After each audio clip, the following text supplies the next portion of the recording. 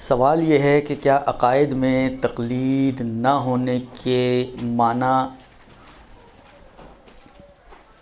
ہیں کہ جو چاہیں عقیدہ بنا لیں؟ اس کو تھوڑا سا وہی والی بات ہے، ہم پہلے تو یہ غور کریں کہ عقائد میں تقلید ہے کیوں نہیں، عقائد میں تقلید کیوں نہیں ہے۔ دیکھیں، تقلید جو ہے ایک ظنی چیز ہے، ضوئیں سے ظن و گمان جو آپ کہتے ہیں، جو یقین سے نیچے کا مرحلہ ہوتا ہے۔ تقلید ایک ظنی چیز ہے، درست؟ یعنی آپ جب تقلید کرتی ہیں تو میکسیمم جو صورتحال ہوتی ہے اس فتوے کی وہ یہ ہوتی ہے کہ ہم یہ قسم نہیں کھا سکتے کہ یہی حکم خدا ہے۔ اب میں ایک عامیانہ تعبیر کر رہا ہوں سمجھانے کے لیے، میکسیمم جو آپ کہہ سکتی ہیں وہ یہ کہہ سکتی ہیں کہ بہت زیادہ امکان یہ ہے کہ یہ حکم خدا ہو۔ سمجھ میں آ رہی بات؟ آپ میکسیمم جو مثلا فرض کریں، مثلا حالا من باب مثال عرض کروں، آغا سیستانی نے فتویٰ دیا کہ جی عورت حجاب میں اگر چہرے پر زینت نہ ہو تو چہرہ کھول سکتی ہے، درست؟ کوئی آپ کو پوچھے یہ حکم خدا ہے، یہی حکم خدا ہے، یعنی لوح محفوظ پر جو لکھا ہوا ہے وہ یہی چیز لکھی ہوئی ہے، آپ کہیں گے کہ نہیں مجھے کیا پتا، تو آغا سیستانی نے کہا ہے، یہی کہیں گے نا آپ، یہ تو نہیں آپ کہیں گے کہ ہاں یہ حکم خدا ہے، مجھے کیا پتا، تو آغا سیستانی کو پتا۔ ہم گئے آغا سیستانی کے پاس کہ حاجی آقا یہ جو آپ نے فرمایا ہے کہ جی عورت جو ہے وہ چہرہ کھول سکتی ہے، قسم کھائیں کہ یہ حکم خدا ہے، قرآن لے کر آئیں، منگوائیں قرآن۔ میں قسم تھوڑی کھا سکتا ہوں، میں نے جتنا کوشش کر سکتا تھا، میں اپنی میکسیمم کوشش کے نتیجے میں اس بات تک پہنچا ہوں کہ بہت زیادہ امکان اس بات کا ہے کہ حکم خدا یہی ہو۔ جو امکانات تھے ان میں سے سب سے زیادہ امکان اس بات کا ہے کہ حکم خدا یہ ہو کہ عورت اگر زینت نہ ہو چہرے پر تو اسے چھپانا عورت کے لیے نامحرموں سے واجب نہیں ہے۔ حالانکہ اس میں بھی کچھ شرط و شروط ہیں، ابھی میں وہ حجاب کے احکام تو نہیں چل رہے کہ ساری شروط اور قیود کے ساتھ بیان کروں، میں صرف ایک سمجھانے کے لیے ایک مثال دی ہے، درست؟ بس تقلید جو ہے وہ میکسیمم آپ کو جو اس کی اڑان ہے نا وہ اتنی ہے کہ وہ آپ کو ظن تک لے کے جاتی ہے اور یقین سے نچلے درجے پر رکھتی ہے آپ کو۔ اس کی تعبیر آسان یہی ہو سکتی ہے کہ یقین تک نہیں پہنچاتی، 100% شیورٹی نہیں دیتی آپ کو، اس سے نیچے ہیں آپ۔ جبکہ عقائد میں 100% شیورٹی چاہیے ہوتی ہے، یقین چاہیے ہوتا ہے۔ آپ کہیں جی امام، احتمال قوی یہ ہے یا زیادہ امکان اس بات کا کہ امام ہونا چاہیے کوئی نہ کوئی، تو یہ بات نہیں چلے گی۔ آپ کا یہ کہ امام ہونا ضروری ہے، پھر امام کون ہے، امام کی خصوصیات کیا ہیں، یہ وہ چیزیں ہیں جن کے اندر یقین چاہیے آپ کو۔ تو تقلید یقین تک پہنچاتی نہیں ہے، درست؟ تو پھر کیسے جائز ہو جائے تقلید عقائد میں اور اصول دین میں؟ کیونکہ جو چیز ہمیں چاہیے وہ تقلید دیتی نہیں۔ ہمیں کیا چاہیے ہوتا ہے اصول دین میں؟ یقین۔ اسی لیے اگر توضیح المسائل ہو آپ لوگوں کے ہاتھ میں، اگر نہیں ہے تو میں آپ کی خدمت میں عرض کروں، جو پہلا مسئلہ دیا ہوا ہے، پہلے مسئلے میں کیا لکھے انہوں نے؟ اصول دین میں قطعی امور میں اور مسلمات میں تقلید نہیں ہوتی، اس لیے کہ بالآخر ایک چیز جو قطعی ہے، جہاں پہ قطع یعنی وہ یقین، 100% شیورٹی۔ اصول دین میں کہتے ہیں ہر مسلمان کے لیے اصول دین کو از روئے بصیرت جاننا ضروری ہے، دلیل سے جاننا ضروری ہے، صحیح نا؟ اور جب دلیل ہوگی تو وہ آٹومیٹکلی پھر یقین آور ہوگی۔ دلیل یہاں پہ جو از روئے بصیرت ہے، یہ دلیل مضبوط اور محکم دلیل کہ جو آپ کو ثابت کرے کہ خدا کا وجود ہے، خدا ایک ہے، نبی کی ضرورت ہے، نبی خاتم الانبیاء ہیں، آئمہ کی ضرورت ہے، امام کی ضرورت ہے، خدا عادل ہے، قیامت ہونی چاہیے وغیرہ وغیرہ، درست. بس تقلید یقین تک نہیں پہنچاتی، اور کیونکہ اصول دین میں یقین کی ضرورت ہوتی ہے لہذا اصول دین میں تقلید نہیں ہو سکتی، اس کا وہاں پہ کوئی فائدہ ہی نہیں ہے، درست. تقلید تو نہیں ہو سکتی. اب کرنا کیا ہے؟ اب وہی والی بات جو انہوں نے کہا کہ دلیل کے ساتھ آپ کو سمجھنا ہے، یعنی اصول دین رٹے والی چیز نہیں ہے، سمجھنے والی چیز ہے. اور سمجھنا بھی اس طرح سے کہ آپ 100% شیورٹی کے ساتھ، یقین کامل، درست. ایسا یقین آپ کے پاس ہونا چاہیے کہ جس میں دیکھیں یقین اس کیفیت نفس کو کہتے ہیں کہ جس کے اندر آپ دوسری سائیڈ میں 1% بھی احتمال نہ دیں. مثلا اس وقت 5:15 ہوئے ہیں، دن ہے یا رات؟ اگر کوئی کہے آپ کو نہیں جی رات ہے تو آپ کیا کہیں گی؟ کہے جی سورج ہی نظر نہیں آ رہا، پھر کیا کہیں گی؟ کچھ نظر آئے یا نہ آئے، دن ہے، ہمیں یہ پتہ ہے کہ دن ہے، سورج نظر آئے نہ آئے نہ آئے. اس لیے کہ ابھی مغرب کا ٹائم نہیں ہوا، رات کا وقت نہیں ہوا، تو بس دن ہی ہے. کڑی بھی البتہ کھڑی ہوئی نہیں ہونی چاہیے. یعنی آپ 1% بھی امکان نہیں دیں گے ابھی بیٹھے بیٹھے کہ اس وقت شاید رات ہو گئی ہو. 1% اس قناعت نفس، اس نفس کی بے نیازی کے جس میں آپ 1% بھی احتمال نہ دیتے، اس کو کہتے ہیں آپ منزل یقین پر فائز ہیں. حق الیقین، عین الیقین، اور پھر دوسرے وہ اس کی کیٹیگریز اپنی ہیں، لیکن بالآخر اس کو یقین کہتے ہیں کہ جو طرف مقابل جو بھی امکان ہوتا ہے اس کے بارے میں آپ کا 1% بھی اس کی گنجائش موجود نہ ہو. آپ مرد ہیں یا عورت؟ اگر کوئی کہیں گے آپ مرد ہیں، آپ وہ مجھے یاد ہے، یہ ایک اختلاف بھی ہے، ایک قصہ مجھے یاد آ گیا، آپ کی خدمت میں عرض کروں. ایک اختلاف بھی ہے، پوری جزیات کے ساتھ یاد نہیں لیکن ہلکا پھلکا مطلب سمجھا دوں گا آپ کو کہ یقین کیا ہوتا ہے. کہ یہ اختلاف ہے ہماری فقہا کے درمیان کہ اصول دین میں دلیل ہونا ضروری ہے یا بغیر دلیل کے خالی یقین ہو کافی. کیونکہ بعض اوقات ہوتا ہے آپ کو یقین ہے، دلیل آپ کے پاس نہیں ہے.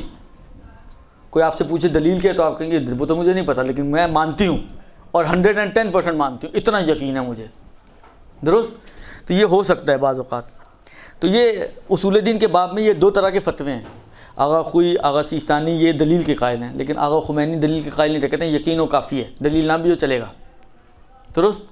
اسی طرح کوئی مجتہد تھے، ان کا بھی نظریہ یہ تھا کہ دلیل کے ساتھ ہونا چاہیے. تو ایک دفعہ وہ گزر رہے تھے کسی کھیت سے، تو ایسے پتہ نہیں ان کو کون سی رگ پھڑکی ان کی، تو وہ کسان جو کام کر رہا تھا انہوں نے اس کو روک کے پوچھا بھائی تم تقلید کرتے ہو؟ کہا ہاں جی کرتا ہوں. کہا کس کی کرتے ہو؟ اب مجھے نام یاد نہیں ہے کہ کون تھے، براہ جو بھی نام لیا وہ یہی تھے جو پوچھ رہے تھے. کہا کہ اچھا تو یہ بتاؤ کہ تم اللہ کو مانتے ہو، یقین ہے تمہارا اللہ کے پاس؟ کہاں ہے. کہا کہ دلیل بتاؤ، تم جس کی تقلید کرتے ہو وہ تو دلیل کے قائل ہیں کہ دلیل کے ساتھ یقین ہونا چاہیے، تو دلیل بتاؤ. کہتا دلیل تو نہیں ہے میرے پاس. کہتا اب فرض کرو کوئی آ کے تمہیں کہے اللہ نہیں ہے، کہتے یہ جو بیلچا میرے ہاتھ میں نا اسی سے اس کا سر پھاڑ دوں گا. تو اتنا یقین ہوتا ہے. میں نے جو میرے ذہن میں ہے اور جو سنا ہوا میرے، تو انہوں نے بعد میں اپنا نظریہ چینج کر دیا تھا اس یقین کو دیکھ کر کہ یہ بھی ہو سکتا ہے کہ بغیر دلیل کے اتنا قوی یقین ہو کسی کے دل میں. تو میرا خیال ہے اگر کوئی آپ کو آ کے کہے آپ مرد ہیں تو آپ بھی بیلچا اٹھا کے سر ہی پھاڑیں گی، اور کیا کر سکتی ہیں. اتنا یقین آپ کو اس بات پر ہے کہ آپ عورت ہیں، درست. آپ 1% بھی امکان نہیں دیتی اس بات کا کہ آپ مرد ہوں. اس کو کہتے ہیں یقین. اصول دین میں یہ چاہیے ہوتا ہے کہ آپ کو مثلا خدا ہے، خدا کے نہ ہونے کا 1% بھی امکان نہ ہو آپ کے نفس میں. اگر آپ خود ڈاؤٹ فل ہیں، پتہ نہیں خدا ہے پتہ نہیں ہے، تو اس کا مطلب ہے آپ یقین کی منزلت پر نہیں ہیں، درست. بس اصول دین میں تقلید اس لیے نہیں ہوتی ہے کہ تقلید انسان کو ظن تک پہنچاتی ہے، اور اصول دین میں انسان کو یقین چاہیے ہوتا ہے، درست. اب مسئلہ یہ ہے کہ یہ جو یقین ہے اب جیسے انہوں نے کہا کہ اگر تقلید نہیں تو پھر جو مرضی نظریہ بنا لیں، جس چیز کے اوپر مرضی چپک جائیں اور اس کا یقین پیدا کر لیں، تو ایسا بھی نہیں ہے، ایسا بھی نہیں ہے۔ بہرحال ہمیں قرآن اور روایات کے ذریعے دین سیکھنا ہے۔ دیکھیں، دین بنانے کے لیے ہمیں ادھر ادھر کہیں نہیں جانا ہے۔ دین کی کتاب، میڈیکل کی کتاب جو ڈاکٹر حضرات پڑھتے ہیں، کوئی نہ کوئی پرسکرائب بک ہوگی نا کہ جی یہ بک پڑھائی جاتی ہے۔ ایک زمانے تک ابو علی سینا کی کتاب پڑھائی جاتی تھی، ابھی بھی پتہ نہیں کیوں پڑھائی جاتی ہے نا، مجھے نہیں معلوم، لیکن بلاخر ایک پرسکرائب بک ہوتی ہوگی کہ جی یہ ہمارا کورس ہے۔ ہمیں طب اس کتاب سے لینی ہے، میگزین سے اور انٹرنیٹ سے اور ادھر ادھر کے ٹوٹکوں سے ہمیں طب نہیں بنانی، درست؟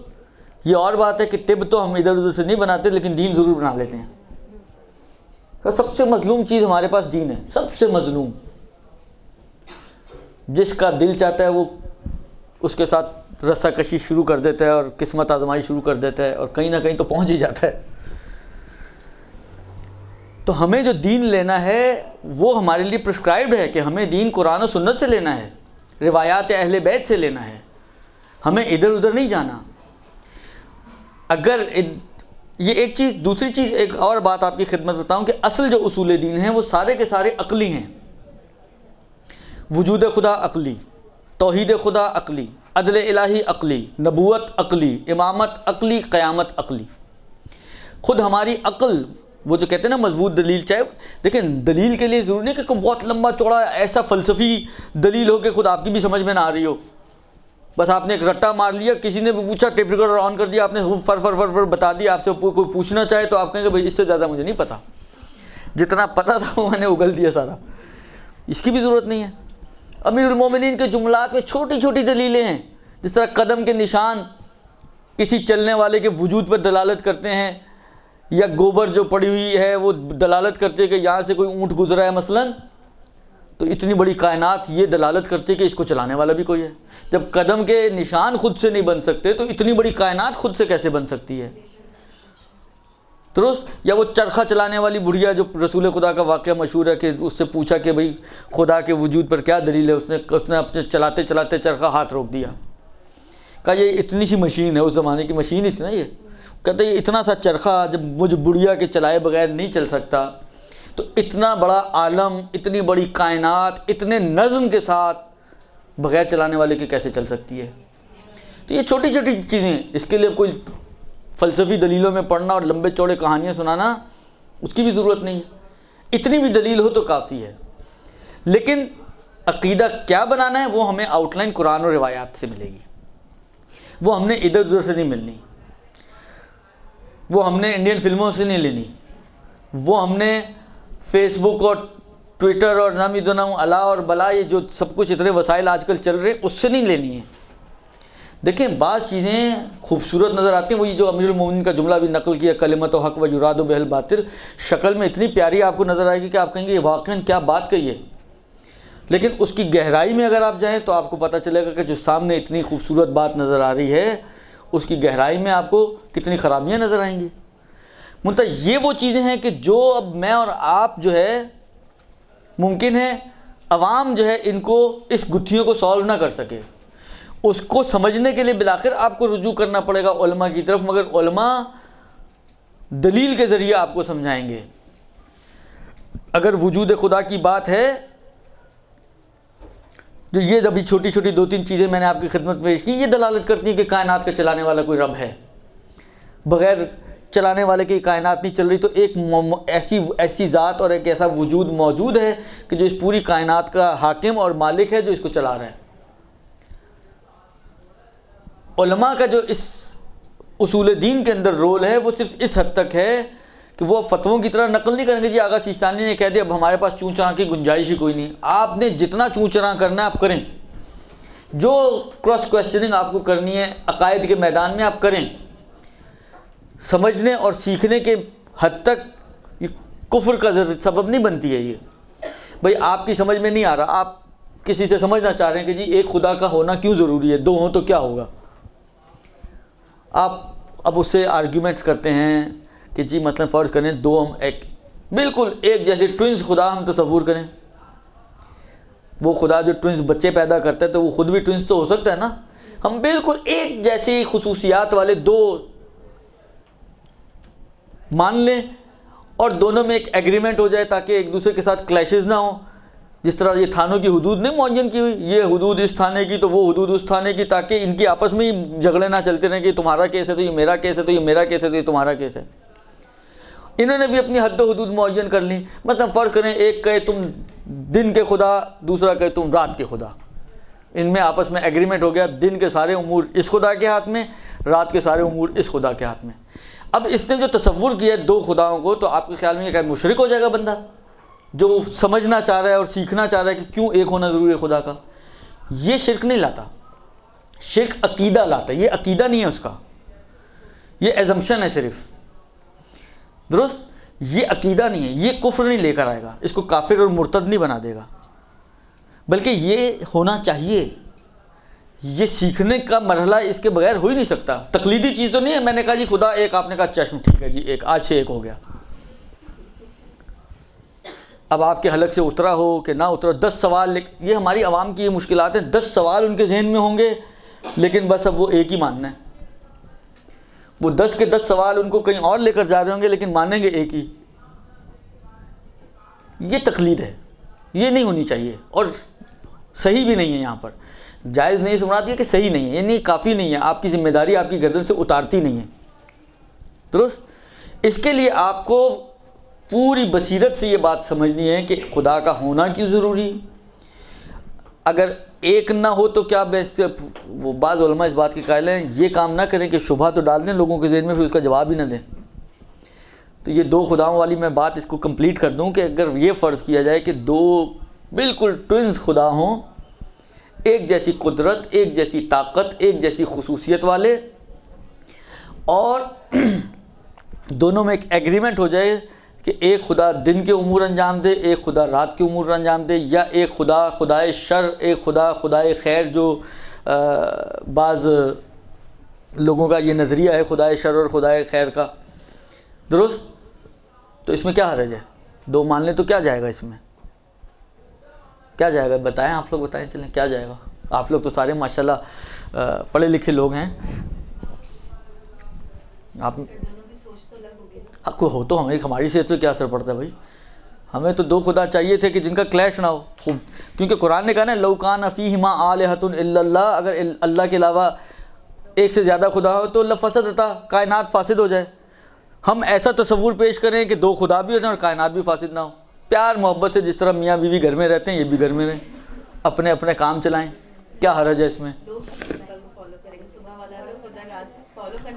نہیں, بس جو حدود ہیں اس کے حساب سے حدود کریں. صبح کے اوامر جو ہیں وہ اس خدا کے مانیں گے, رات میں جو باتیں ہوں گی وہ اس خدا کی مانیں گے. وہ تو میاں بیوی ہیں نا, اس لیے امن سے نہیں رہ سکتے. وہ میاں بیوی تھوڑی ہیں, وہ تو دونوں خدا ہوں گے. ایک دوسرے کی میاں کے اندر کوئی ہم رشتہ زوجیت تھوڑی ایجاد کریں کہ جہاں میاں بیوی بنے وہیں جنگ شروع ہو گئی. یہ تو نہیں کرنا ہم نے, دونوں کو خدا ہی رہنے دینا ہم نے. کیسے بھائی؟ جب حدود آپ نے طے کر لی تو پھر کیوں کلیش آئے گا بھائی؟ دن والا رات میں دخالت نہیں کرے گا, طے کر لیا ہے رات. او کون سا بیچ کا حصہ میری بہن؟ یا دن ہے یا رات ہے, درمیان میں تو کوئی چیز ہی نہیں ہے. بھائی دیکھیں خدا, یہ تو ایک خدا میں بھی آپ تصور کر سکتے ہیں ایک خدا حسد کرنا شروع کر دے لوگوں سے, مخلوق سے.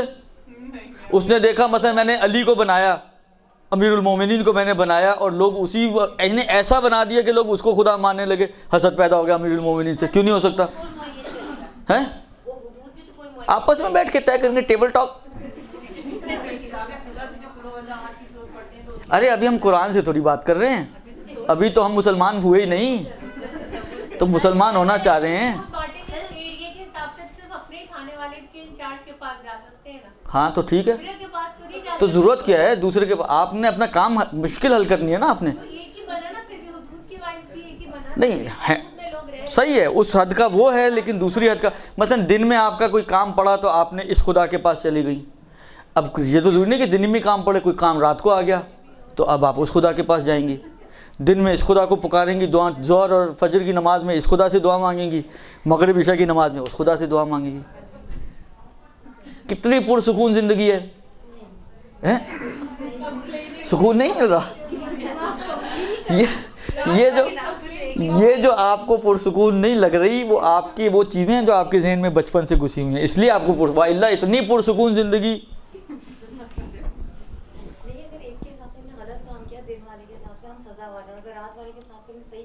تو دن والا سزا دے گا، رات والا تھوڑی دے گا آپ کو. اس نے دن والے میں تھوڑی ٹانگ مارنی ہے.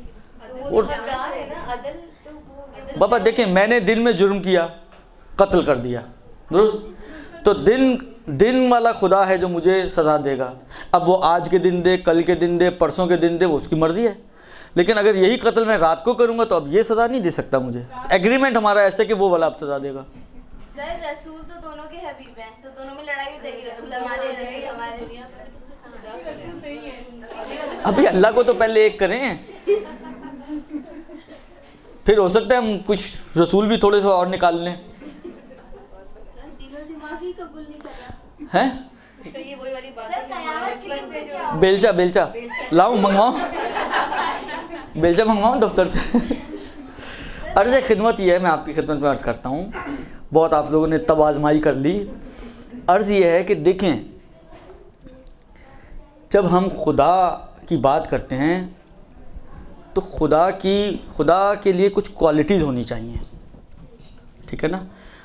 جس طرح ہم امام کی بات کرتے تو ہر ایرے گہرے نتھو خیرے کو تو ہم امام نہیں بناتے تھے. یہی تو ہمارا ڈسپیوٹ چل رہا ہے ان بھائی لوگوں سے. ہم کہتے ہیں کہ بھائی ہر ایرا گہرا کیسے بیٹھ سکتا ہے اس مسند پر جو خلافت رسول کی مسند ہو. اس کے لیے وہ ہو کہ جو رسول جیسا ہو، درست نا؟ لہذا ہم اٹھا کے امیر المومنین کو بٹھا دیتے ہیں، درست؟ اسی طریقے سے خدائی کے مرحلے پر جس ذات کو ہم نے کھڑا کرنا ہے، تو آپ کے خیال میں ہر ایرا گہرا خدا بن سکتا ہے؟ یہ گائے بھی خدا ہے تو وہ بندر بھی خدا ہے، تو وہ ہاتھی بھی خدا ہے، تو وہ بت بھی خدا ہے، تو وہ سورج بھی خدا ہے، تو وہ آگ بھی خدا. جس کو مرضی آپ خدا بنا لو، یا اس کے لیے کوئی کرائٹیریا ہونا چاہیے. کرائٹیریا ہونا چاہیے نا. انہی کرائٹیریاز میں سے سب سے بڑا ایک کرائٹیریا جو ہے وہ یہ ہے کہ خدا محتاج نہیں ہوتا. اس کے اختیارات کے اندر حد بندی نہیں آ سکتی. جہاں حد بندی آئے گی نا، وہ خدائی سے ساقط ہو جائے گا.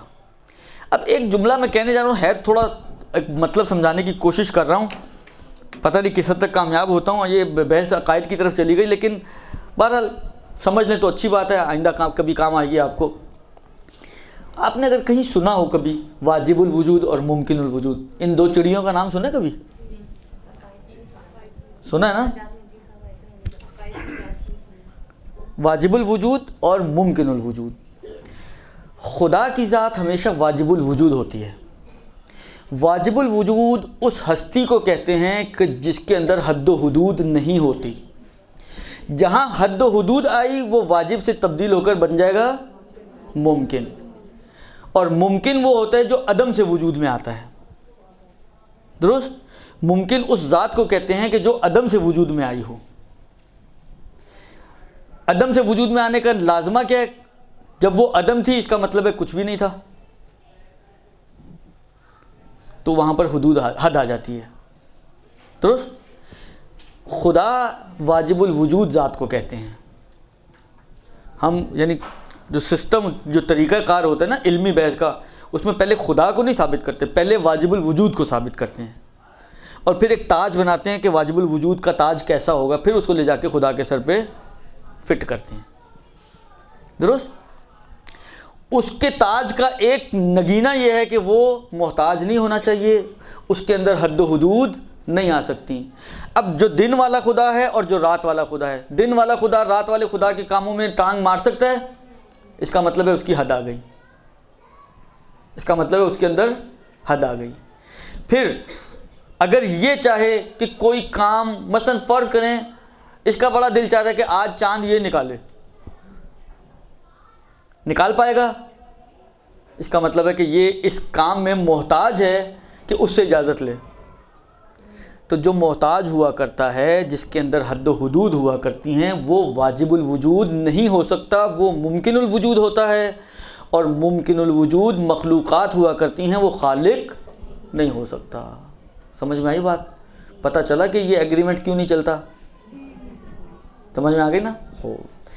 خوب، یہ تو اس اعتبار سے ایسا نہیں ہے کہ تقلید نہ ہونے کا مطلب یہ ہے کہ اب آپ آزاد ہیں، جو نظریہ مرضی بنائیں، آپ بت پرستی کا نظریہ بنا لیں، آپ جو ہے مثلا آتش پرستی کا نظریہ بنا لیں، ایسا کچھ نہیں ہے، بلکہ اس نظریات بنانے میں ہم باؤنڈ ہیں قرآن و حدیث کے۔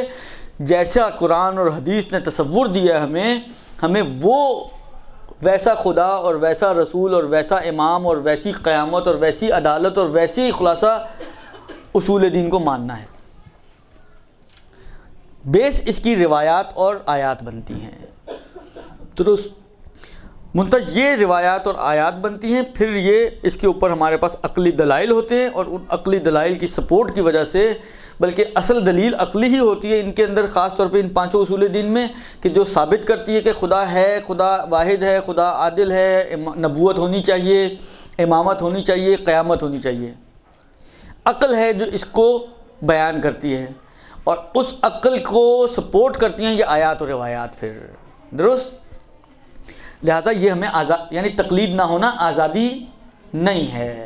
برحمتك يا أرحم الراحمين وصلى الله على محمد وآله الطاهرين